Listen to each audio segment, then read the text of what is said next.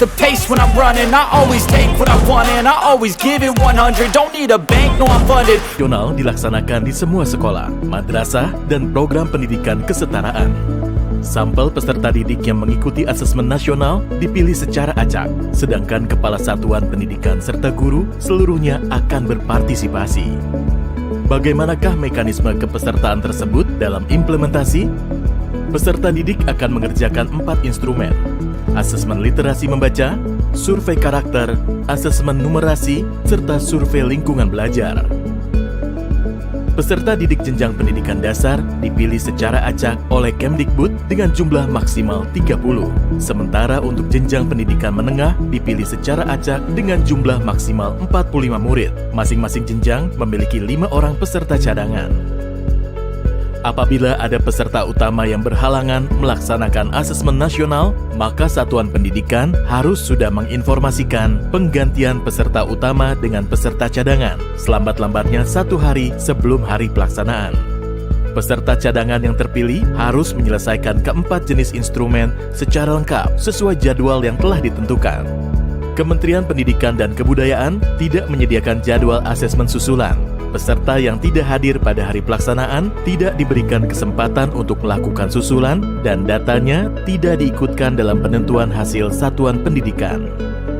Bila asesmen nasional di satuan pendidikan tidak dapat dilaksanakan karena adanya keadaan situasi darurat dan kejadian luar biasa seperti listrik padam atau bencana alam, maka dapat dilakukan penjadwalan ulang.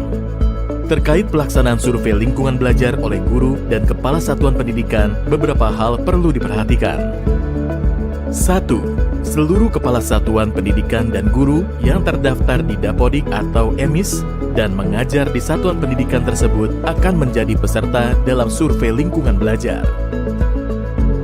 2. Pengisian survei lingkungan belajar untuk kepala satuan pendidikan dan guru dilakukan secara mandiri tanpa pengawasan dan diberikan waktu selama 4 hari. 3. Bagi guru yang mengajar lebih dari 1 satuan pendidikan, melaksanakan survei lingkungan belajar di setiap satuan pendidikan yang diajar. 4. Bagi kepala satuan pendidikan yang memimpin lebih dari 1 satuan pendidikan, melaksanakan survei lingkungan belajar di setiap satuan pendidikan yang dipimpin.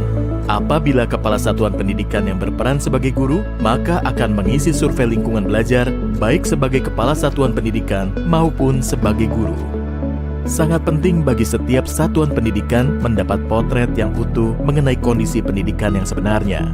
Oleh karena itu, partisipasi aktif untuk melaksanakan asesmen nasional dengan menjunjung integritas tinggi akan mendorong dihasilkannya informasi yang akurat dan komprehensif. Dengan mensukseskan pelaksanaan asesmen nasional, mari kita tingkatkan mutu pendidikan di Indonesia.